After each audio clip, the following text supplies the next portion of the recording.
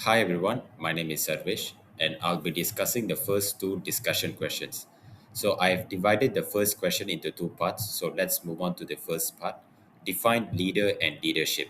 So I've created a table here with the aspects and also with leader and leadership as well. So you guys can really understand about it. A leader and leadership are connected, but they are obviously not the same thing.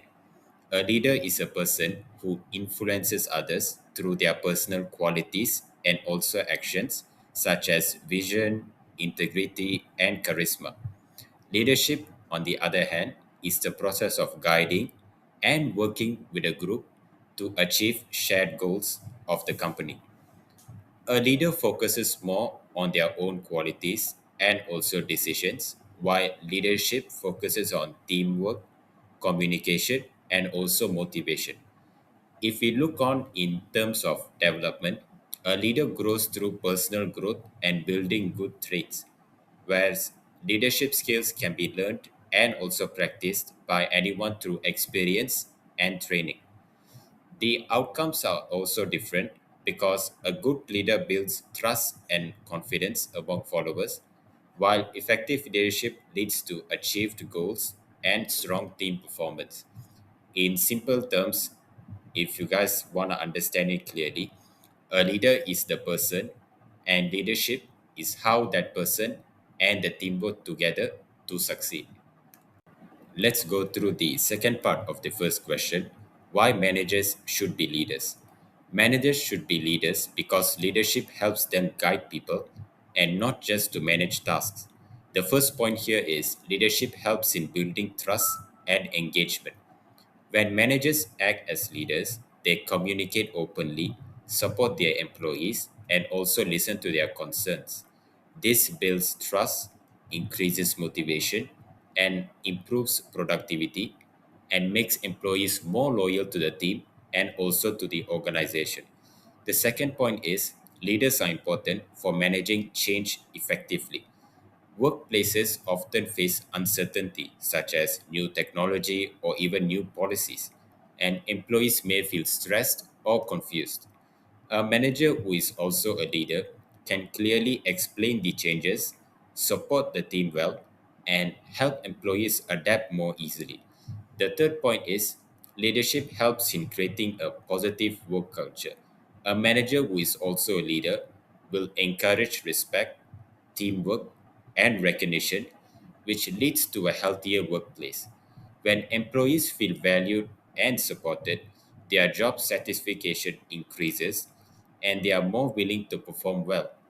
Overall, managers who act as leaders create stronger teams, better performance, and a more positive work environment.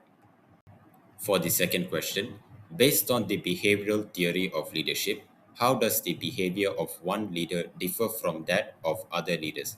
So here I've created a table about two different leaders and also their behavioral dimensions. So in this table, leader A shows high consideration, meaning they focus more on people and relationships. Leader A pays attention to employee needs, shows empathy and support, and checks on employees' well being. When making decisions, this leader seeks team input and adapts their style to suit individual employees. This approach helps build trust, motivation, and strong relationships within the team. In contrast, leader B shows high initiating structure, which means the leader focuses more on tasks and goals. Leader B sets clear expectations, monitors task progress closely, and makes decisions independently to ensure work is completed efficiently. This leader also adapts to task demands rather than employee needs. Both leadership behaviors are effective in different situations. Leader A is more suitable when teamwork, morale, and employee satisfaction are important, while leader B is more effective when clear direction, structure, and performance are the main priorities. This shows that leadership behavior can vary and effective leaders adjust their style depending on the situation. My name is Song Lo, and I will be explaining the question 3 and 4. So we begin with one of the oldest questions in management. Are leaders born with a natural gift, or are they made through experience? Looking at our case studies, the evidence strongly suggests that while some traits may be innate, leadership is a developed skill. Sir Alex Ferguson is the perfect example of a made leader. He didn't just rely on his personality, he spent 26 years at Manchester United refining his approach. He was a student of leadership who eventually taught at Harvard Business School and published a book to pass on his learned knowledge. This tells us that leadership is about a strong work ethic, being the first to arrive and the last to leave, and setting a specific culture. Furthermore, the text clearly states how organizations can develop effective leaders. If leaders were only born, training programs and executive education would be irrelevant. Instead, we see that leadership is about choosing to act with integrity, consistency, and competence, qualities that the text defines as the dimensions of trust that can be practiced and perfected over time.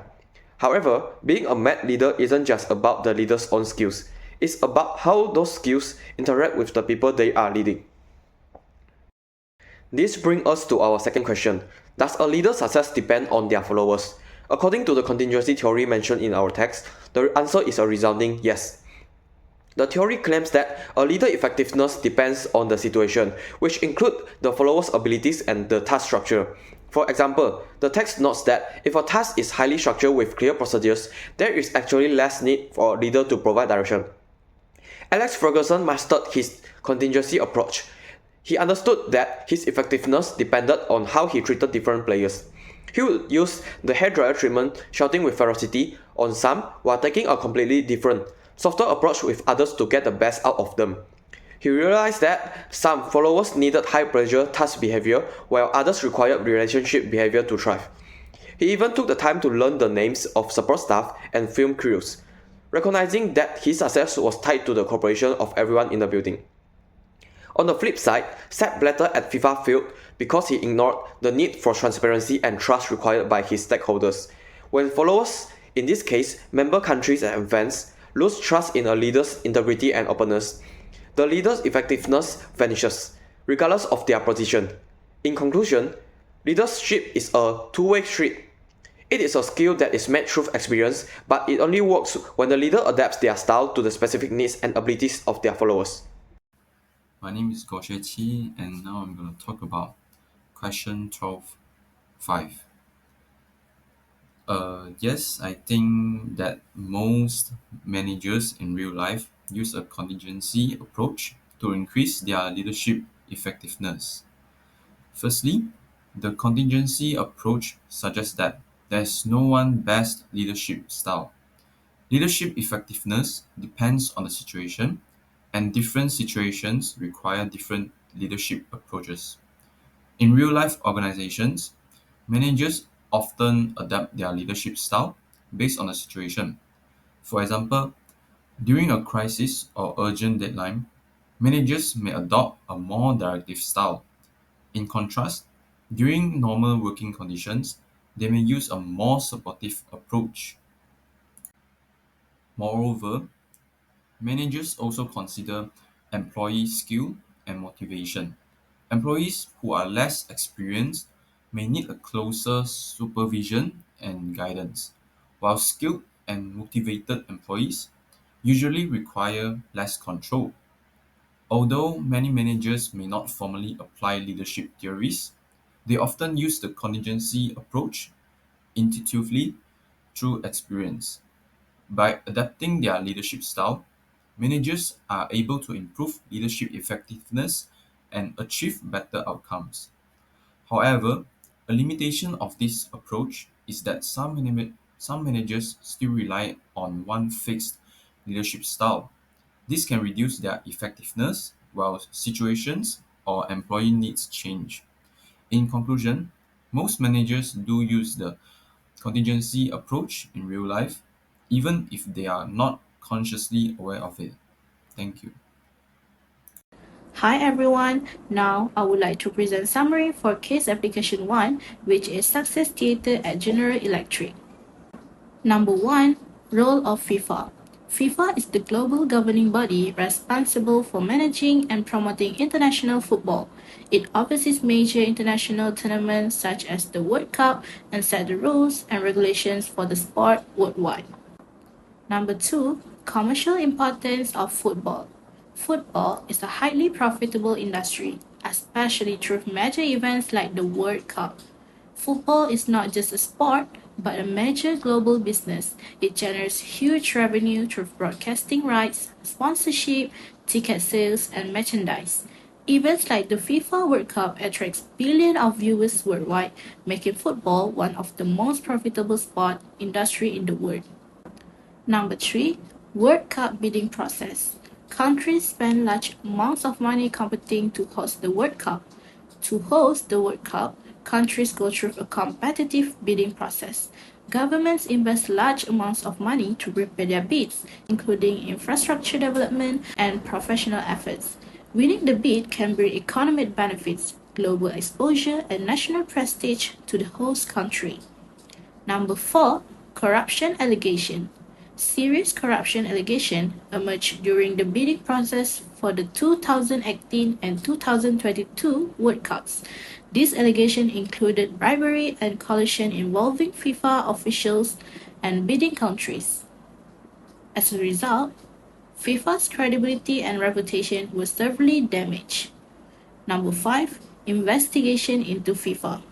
Michael J. Garcia was appointed to investigate corruption within FIFA. His investigation aimed to examine the bidding process and restore trust in the organization.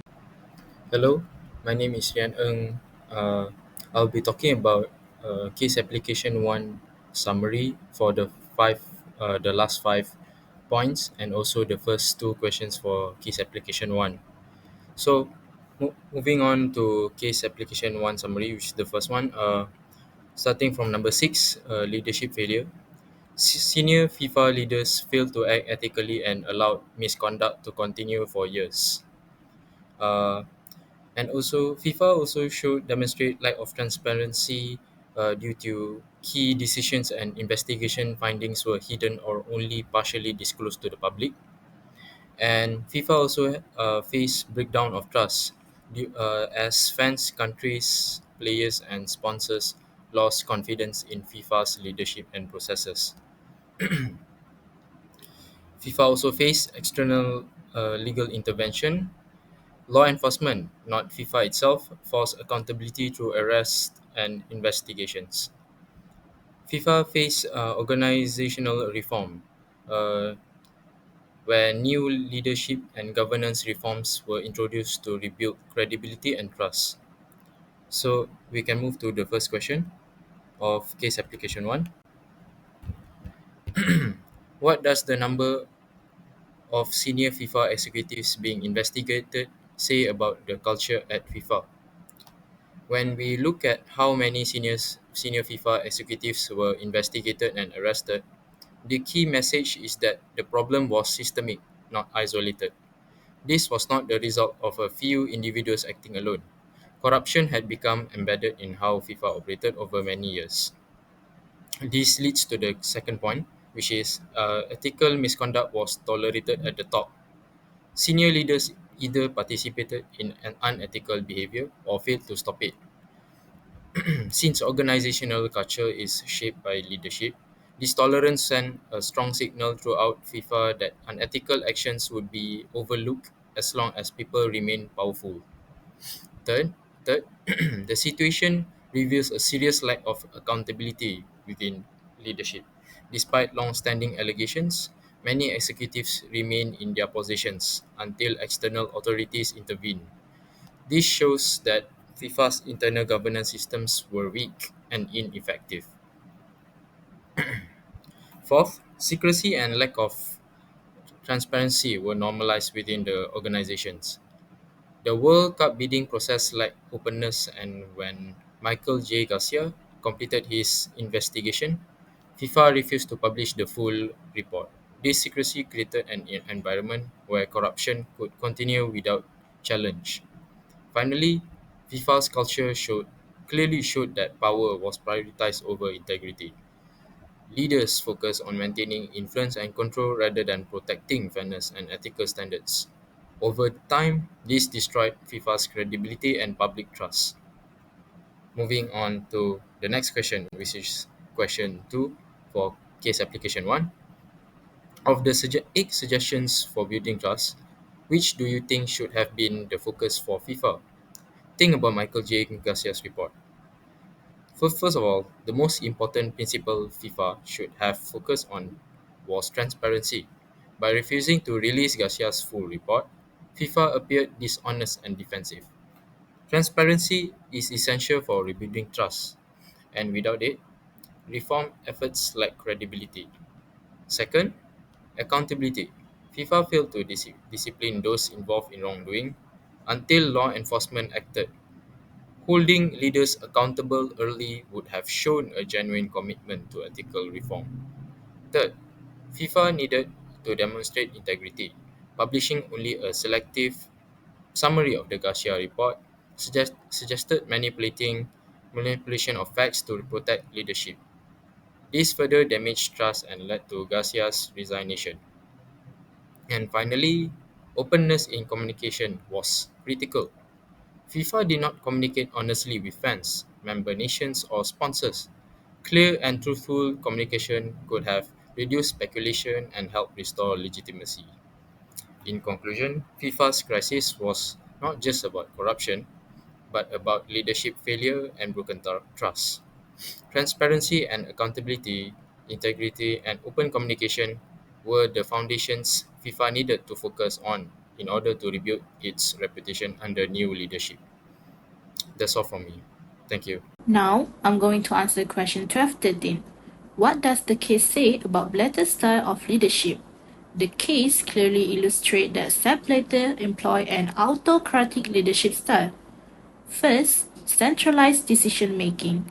Blatter maintained tight personal control over FIFA, even while facing repeated corruption allegations. For example, most important decisions were made at the top, with very little involvement from stakeholders such as member associations or ethic bodies. Next, Blatter also strongly controlled information. A clear example is his decision to limit the release of Michael J. Garcia's investigate report to only a brief summary. While refusing to publish the full findings, this showed unilateral decision making, which is a key feature of autocratic leadership. Then, Blatter dismissed corruption allegations rather than addressing it openly. In 2011, he dismissed and downplayed corruption allegations. He also avoided engaging with member associations, ethics committees, or the public. Limited stakeholder involvement. He also silenced dissent and avoided stakeholder involvement by prioritizing personal control over shared problem solving. This reduced transparency and limited open discussion within FIFA. Finally, concentration of power. Despite growing controversy, Blatter continued to seek re-election, allowing him to maintain control instead of supporting shared governance. Overall, this autocratic leadership style reduced trust and accountability and played a major role in FIFA's organizational and credibility crisis. Question 12-14. In 2011, when asked about the crisis at FIFA around the rumored financial irregularities, Blatter downplayed the allegation dismissively. Which of the 5 dimensions of trust do you think Blatter failing to demonstrate here? Before answering the question, I will explain briefly about the 5 dimensions of trust.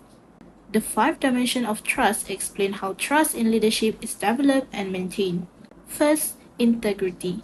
Integrity refers to a leader's honesty and adherence to ethical principles, meaning their actions are consistent with their words. Next, competence. Competence involves the leader's ability, skills, and knowledge to perform well and make effective decisions. Then, consistency. Consistency is the leader's reliability and predictability over time, ensuring fair treatment in similar situations. Next is loyalty. Loyalty reflects the belief that the leader genuinely cares about others and acts in their best interests rather than out of self-interest. Finally, openness. Openness refers to transparency. honesty in communication, and willingness to share information and listen to others.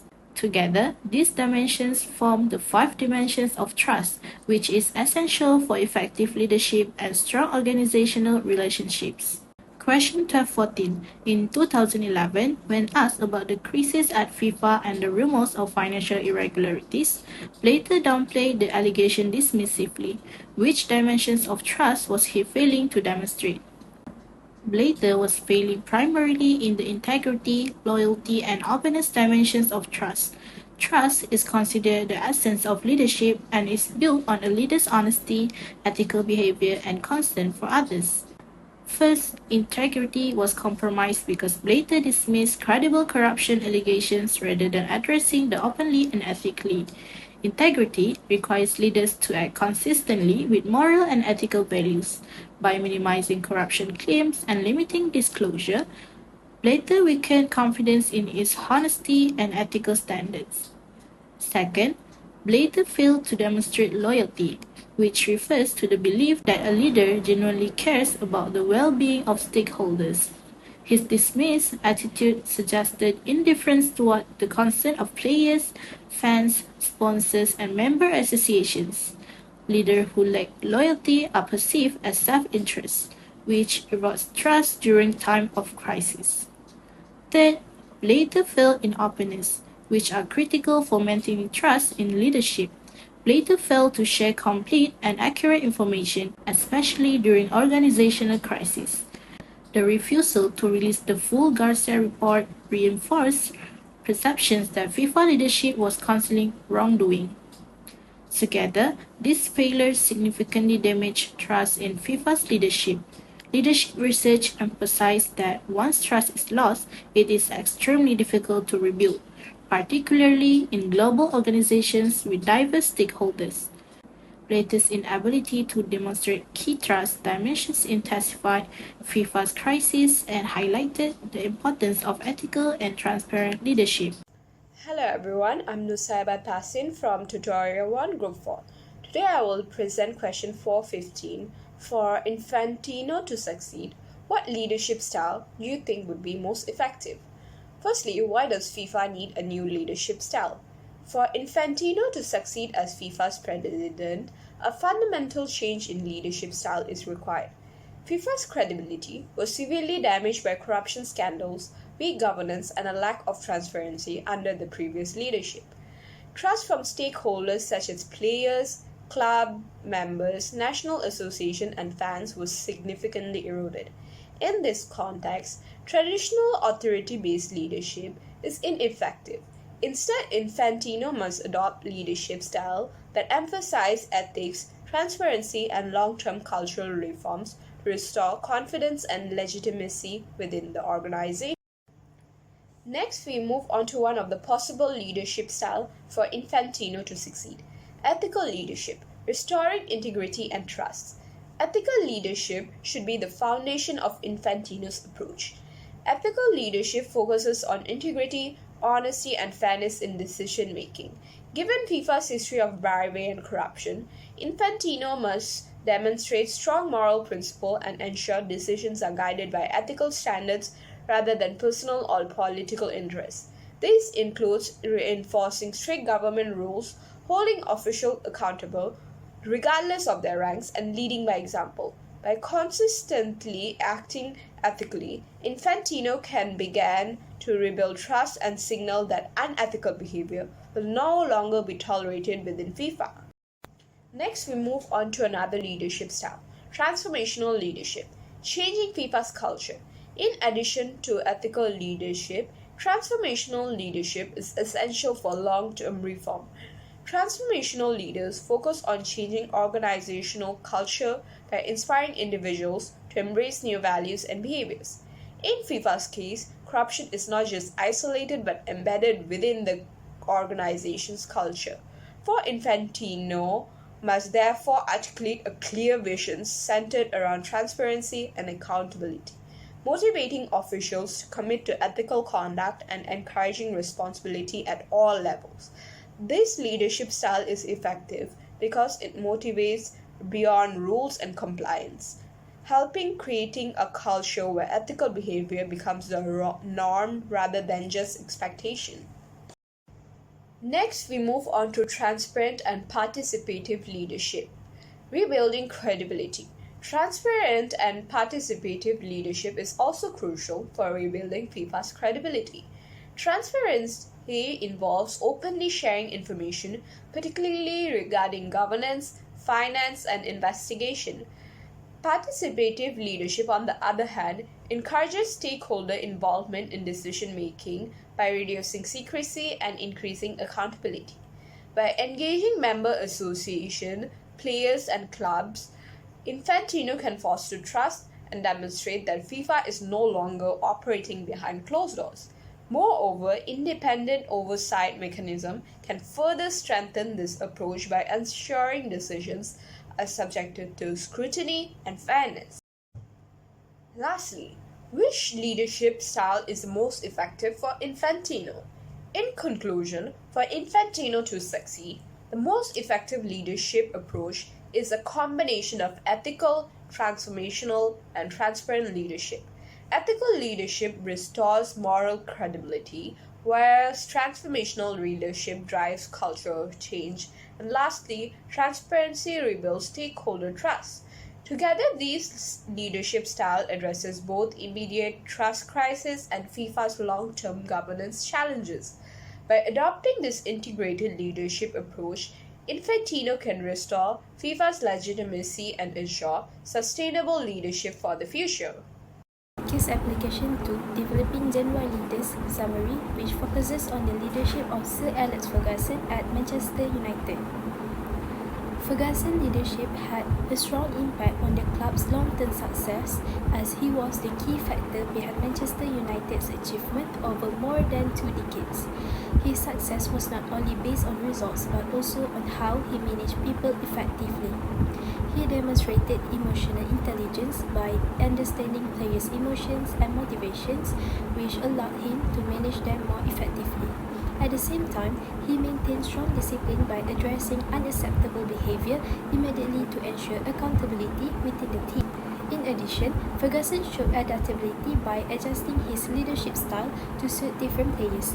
This balance between discipline, emotional intelligence, and adaptability contributed to his effectiveness in developing players and future leaders. Hi everyone, my name is Brandon Ho, and today I'm going to discuss about case application number 2. So before we look at the questions, let's have a quick summary first. The first 3 points over here will be about Ferguson's style of management. And the first one will be the cultural overhaul.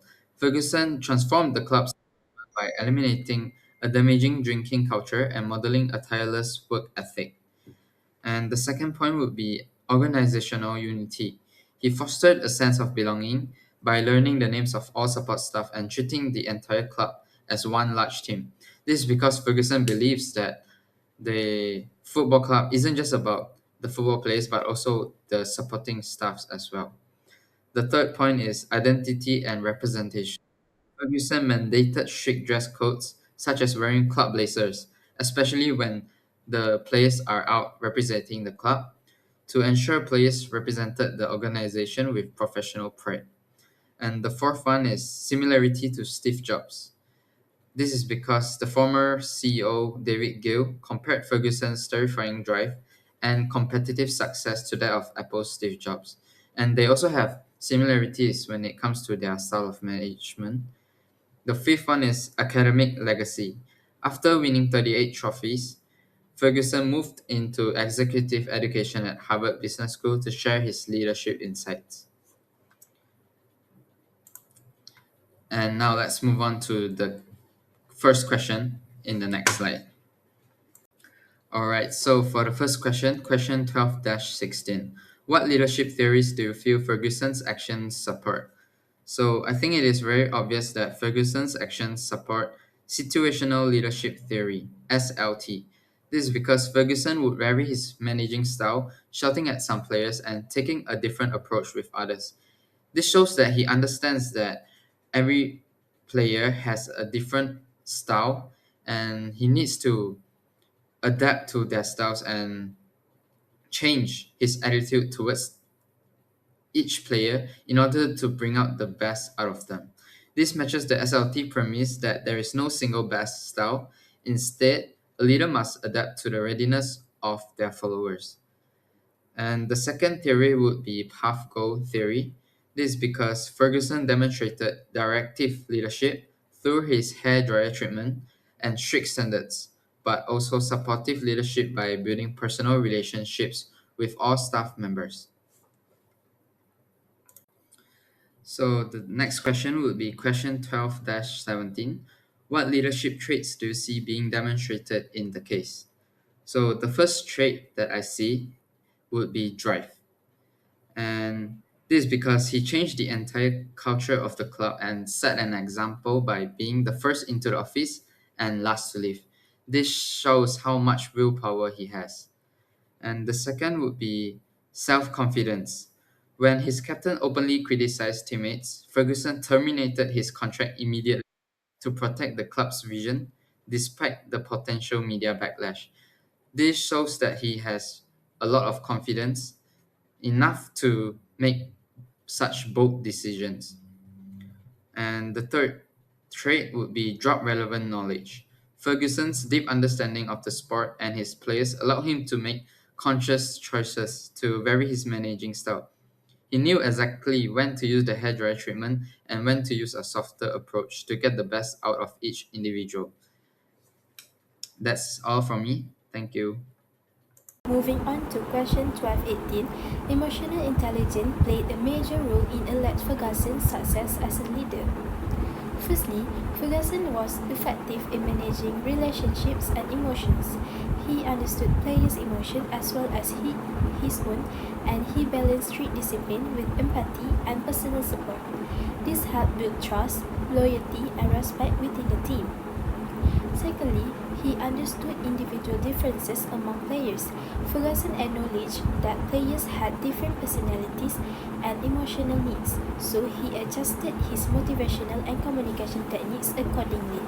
As a result, players showed increased dedication and improved individual performance. Overall, Ferguson's ability to manage emotions, understand individuals, and build strong relationships shows that emotional intelligence was a key contributor to his long-term leadership success. Next question, 1219, which looks at the possible problems of varying leadership approaches with different players. One major problem is favoritism. When players are treated differently, it may be perceived as bias, which can damage trust and fairness within the team. Another issue is inconsistent expectations. Different leadership approaches can result in mixed messages about what is expected from players, leading to role uncertainty and reduced accountability. Finally, motivation may decrease. When capable players feel left out or unfairly treated due to stricter rules or unequal treatment, it can negatively affect morale and overall team motivation. Therefore, while adapting leadership styles can be effective, it must be managed carefully to avoid these negative consequences.